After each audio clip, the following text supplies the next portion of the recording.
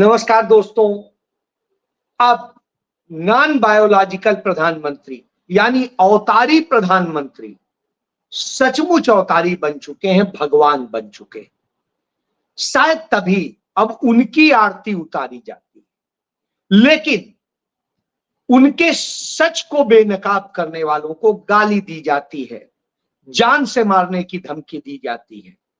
और जब उस पर देश की सबसे पुरानी और विपक्ष की सबसे बड़ी पार्टी चिट्ठी लिखती है नॉन बायोलॉजिकल प्रधानमंत्री को, तो उसका जवाब प्रधानमंत्री नहीं देता, उसका जवाब उस सत्तारूढ़ पार्टी का अध्यक्ष देता है।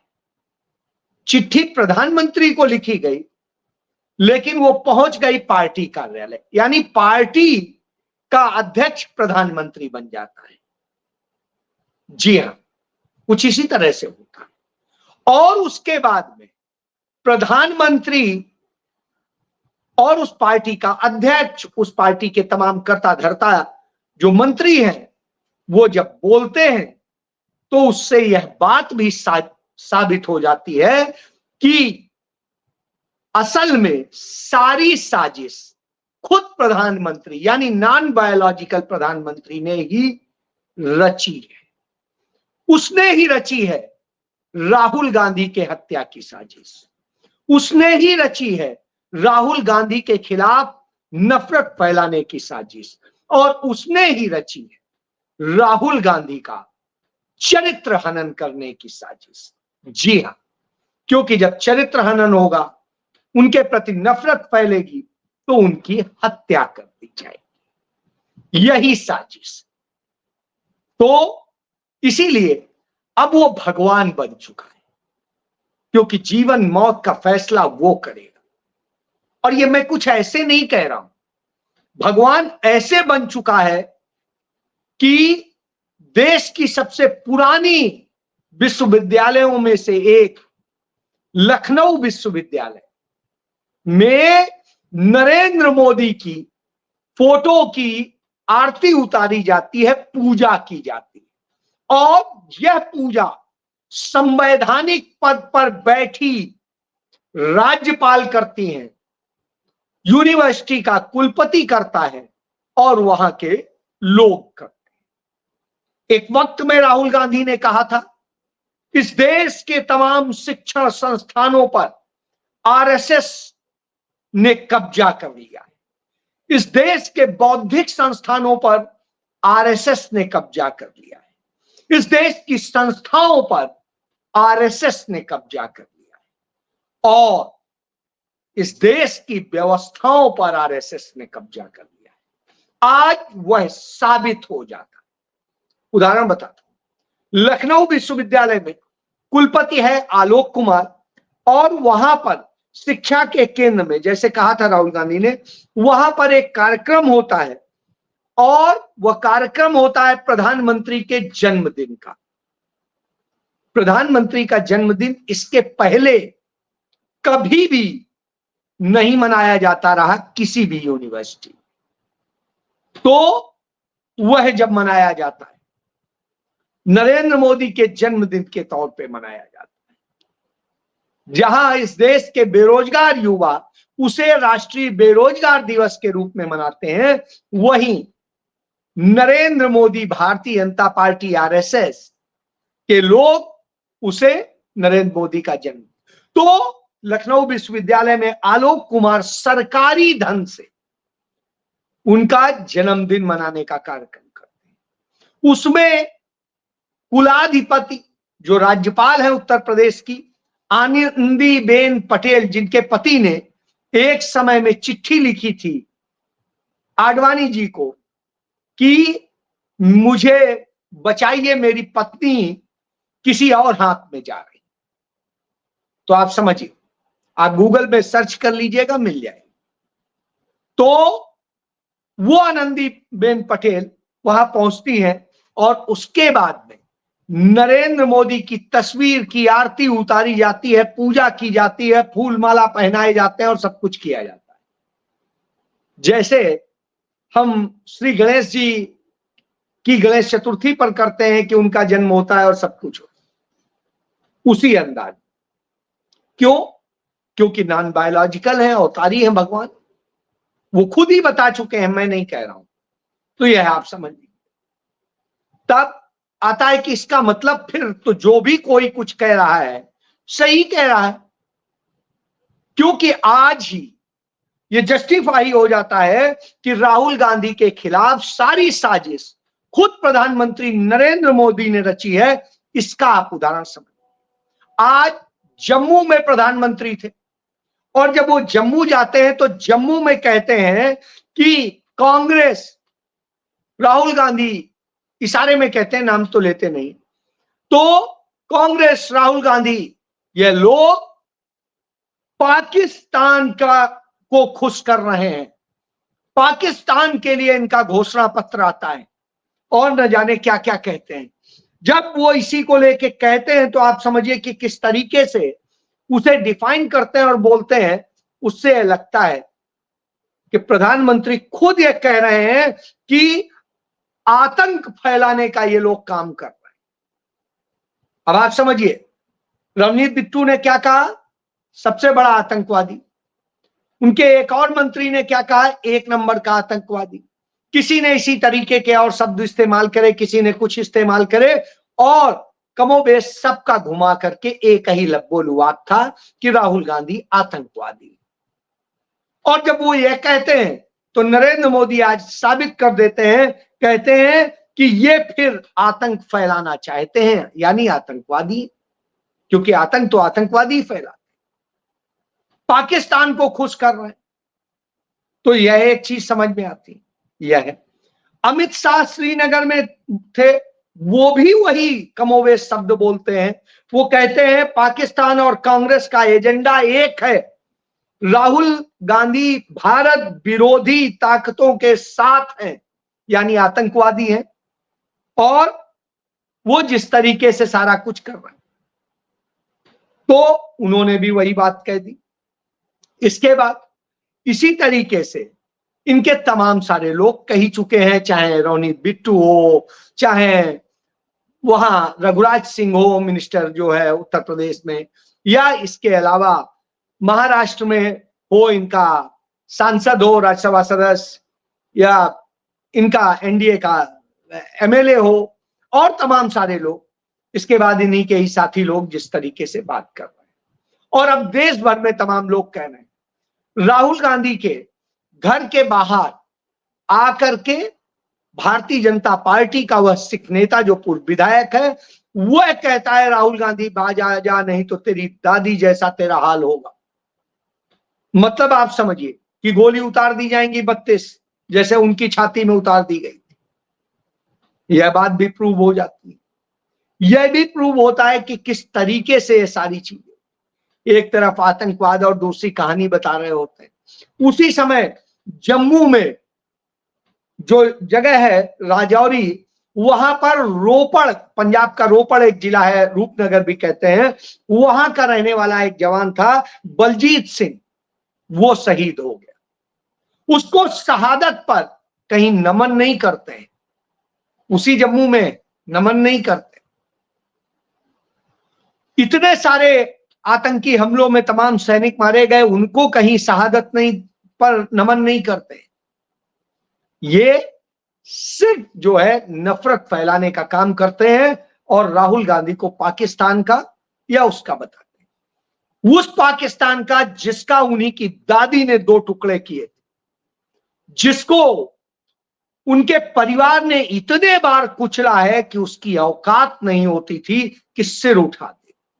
लेकिन नरेंद्र मोदी के समय में वो घुस घुस के आतंकी हमले करता रहा, और इसी का नतीजा है कि नरेंद्र मोदी के शासनकाल में आतंकी हमले जितने हुए हैं वो 176% अधिक, 176% 2014 के मुकाबले। अब आप इससे समझ लीजिए कि यह स्थिति है नरेंद्र मोदी सरकार की। बहरहाल ये मैं इसलिए बता रहा हूं कि जो कहते हैं कि आतंकी, वो आतंकी घटनाएं इन्हीं के समय में होती हैं, जम्मू में भी होती हैं, पंजाब में भी होती हैं, वहां भी होती हैं। और इतनी पाकिस्तान की हिम्मत हो जाती है कि वो घुस के हमारे एयरबेस पठानकोट पे कब्जा करके रखता है 2015-16 के दौर की बात। और आप याद करिए कि पुलवामा से लेके तमाम सारे हादसे हमारे सामने खड़े। बहरहाल अब विषय है कि नरेंद्र मोदी, और ये जब इतना अवतारी है, बायोलॉजिकल नहीं है, तो ऐसी स्थिति में नॉन बायोलॉजिकल प्रधानमंत्री इतना क्यों डर रहे हैं? इतना डर क्यों? राहुल गांधी के लिए इतने कड़े शब्द, जान से मारने की धमकी से लेके सब कुछ कह दिया गया, जवान काटने तक का। क्या पुलिस ने, सरकार ने, किसी ने अपनी तरफ से कोई एफआईआर दर्ज करवाई? नहीं कराई। क्यों नहीं कराई? या क्यों नहीं रोका?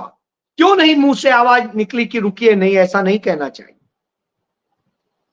वो तो उल्टा खुद ही कह रहे हैं, वही भड़का रहे हैं, तो वो कैसे कहें?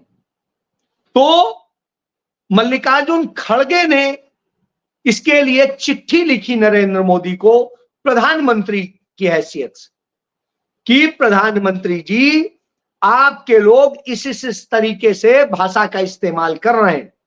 राहुल गांधी इस देश के नेता प्रतिपक्ष हैं, उनके लिए इस तरह की भाषा का इस्तेमाल करना निश्चित रूप से दुखद है, शर्मनाक है, और इसको लेके एक्शन होना चाहिए। बहरहाल एक्शन तो होना ही नहीं था, वो आप भी जानते हैं, हम भी जानते हैं। क्यों? जब मैं ही चोर होऊंगा तो क्या एक्शन करूंगा और क्या कहूंगा? क्योंकि यही हमारा सच है। तो अब बीजेपी की स्थिति यह होती है कि चिट्ठी प्रधानमंत्री को लिखी जाती है, जवाब कौन दे रहा होता है? भारतीय जनता पार्टी का राष्ट्रीय अध्यक्ष, जिसका कोई कंसर्न उस जगह से नहीं, चिट्ठी उसको दे दी जाती। वो लिखता है कि आदरणीय खड़गे जी, जिस व्यक्ति का इतिहास ही देश के प्रधानमंत्री सहित पूरे समाज को चोर कह के गाली देने का रहा हो, देश के प्रधानमंत्री के लिए अमर्यादित शब्दों का रहा हो, उसको आप सही ठहरा रहे हैं। उस राहुल गांधी को सही ठहराने की कोशिश आप क्यों कर रहे हैं? यानी नेता प्रतिपक्ष को इस तरह की भाषा से जो बात करता हो, वो है जेपी नड्डा। निश्चित रूप से नरेंद्र मोदी के नौकर के अतिरिक्त और कुछ नहीं हो सकता है। घरेलू नौकर से ज्यादा की उसकी औकात नहीं, जिसे हमारे यहां कानपुर की भाषा में कहते हैं लिखिया मुंशी, उससे ज्यादा की औकात नहीं। और यही बात सत्य भी है। बहरहाल आप याद करिए, पूर्व प्रधानमंत्री मनमोहन सिंह जी ने कोरोना काल के दौरान एक चिट्ठी लिखी थी प्रधानमंत्री को कि कोविड में जिस तरीके के संकट और सब कुछ खड़े हैं, और इन पर आप कैसे कैसे क्या कर रहे हैं और क्या कार्य योजना है, इस पर तत्काल गंभीरता से सोचिए।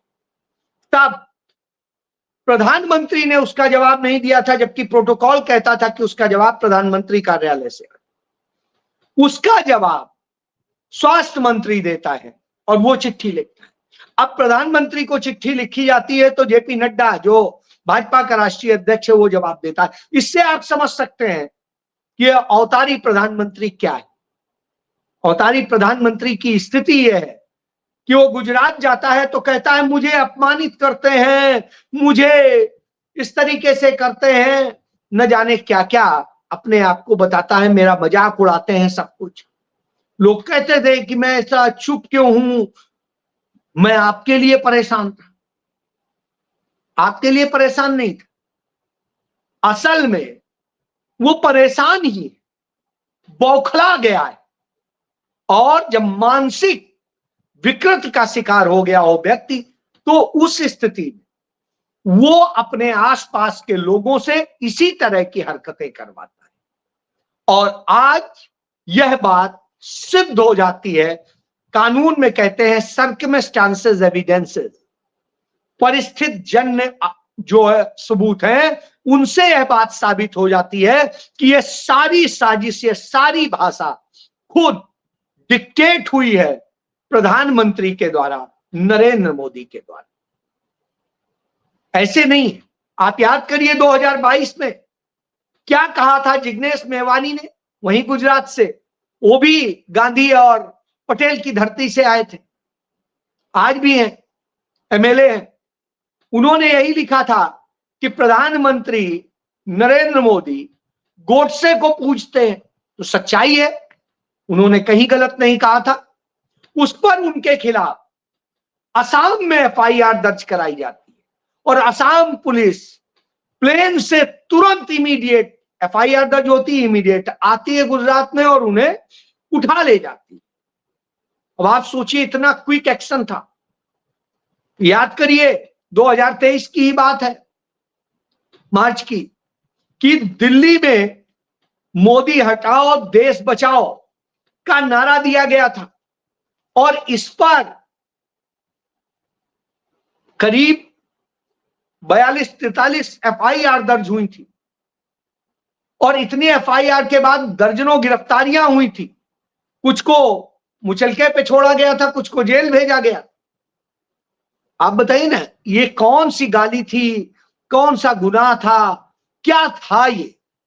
नहीं आप कह सकते, नहीं बता सकते, किसी कानून का कोई व्यक्ति नहीं बता पाए, लेकिन इतना क्विक एक्शन था। राहुल गांधी जब भारत जोड़ो यात्रा कर रहे थे, उस दौरान उन्हें कुछ महिलाएं मिली थी जिन्होंने अपने दर्द बताए थे। राहुल गांधी ने उसका जिक्र किया तो दिल्ली पुलिस नोटिस लेके पहुंच गई थी कि बताइए उनके नाम, ये बताइए उनका पता, बताइए उनका वो बताइए।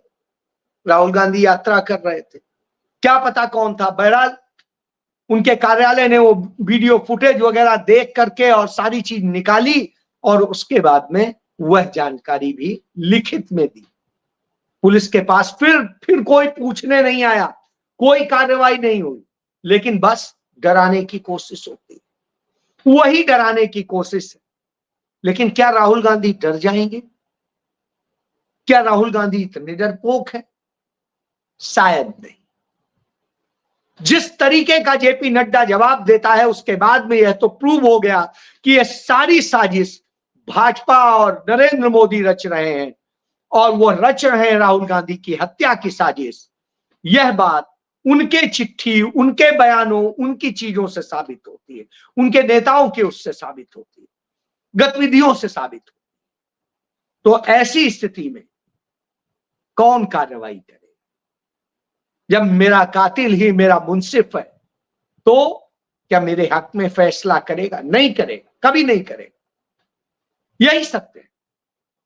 बहरहाल कांग्रेस को जो करना है, पूरे देश भर में कांग्रेस के लोग इसको लेके भारी गुस्से में है, विरोध हो रहा है, जगह जगह प्रदर्शन हो रहे हैं और निश्चित रूप से इसका तमाम कांग्रेसी जवाब भी दे रहे हैं। राहुल गांधी ने एक शब्द नहीं बोला, लेकिन आने वाले वक्त में राहुल गांधी इतनी बड़ी आंधी बन चुके हैं, सचमुच वो भले अवतारी बनने का ड्रामा कर रहे हैं और राहुल गांधी जननायक बन चुके हैं। उनके यदि आंच आई तो नरेंद्र मोदी और भारतीय जनता पार्टी के लोगों का क्या हाल होगा, यह आने वाला वक्त देखेगा। इसलिए मुझे लगता है कि इस देश के लोगों को संविधान पर विश्वास करना चाहिए, अहिंसा पर विश्वास करना चाहिए, सत्य पर यकीन करना चाहिए और न डरना चाहिए न डराना चाहिए। तो हमें लगता है ये सावधानी बरती जानी चाहिए। यदि सावधानी नहीं बरती जाएगी तो नुकसान देश का होगा, देशवासियों का होगा, हमारी संस्थाओं का होगा। निश्चित रूप से सुप्रीम कोर्ट को इस पर सीधे कॉग्निजेंस लेना चाहिए। यदि वो नहीं लेता है तो यह उसका भी नाकारा। लेकिन मैं इतना जरूर कहूंगा, अदानी अंबानी का नौकर इतनी ताकत नहीं रखता है कि राहुल गांधी का नाम लेकर के बोल सके। तो घुमा घुमा के बोलता है, घुमा घुमा के बोलता है और फिर खुद को अवतारी बताता है और खुद की पूजा करवाता है। यह सबूत कि वो कायर। जय